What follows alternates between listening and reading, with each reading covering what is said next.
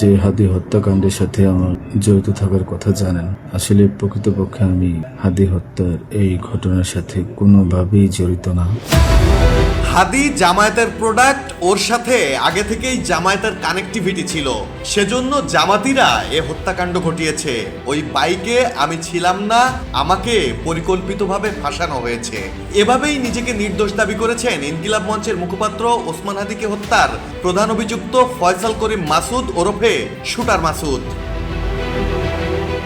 মাসুদ বলেছেন, হত্যাকাণ্ডের আগে কয়েকটি সরকারি কাজের টেন্ডারের তদবিরের জন্যই হাদির কাছে ভিড়েছিলেন তিনি।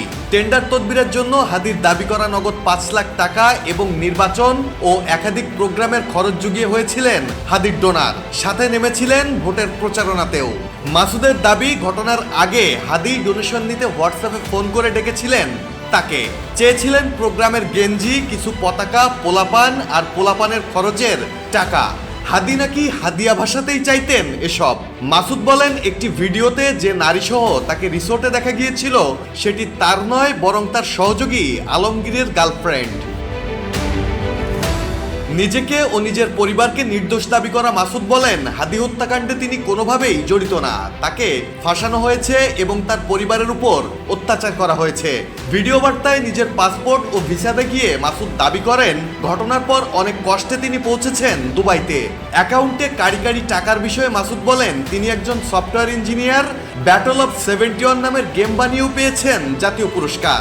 বৈধভাবে আইটি ফার্মের ব্যবসা করেই কামিয়েছেন বিপুল অর্থ, প্রতি বছর আয়কর দেন সরকারকে, আছে প্রতিটি টাকার সুস্পষ্ট ডকুমেন্টসও। ওসমান হাদি জামায়াতের প্রোডাক্ট এবং জামাতিরাই তার হত্যাকাণ্ড ঘটিয়েছে বলে দাবি করেন মাসুদ।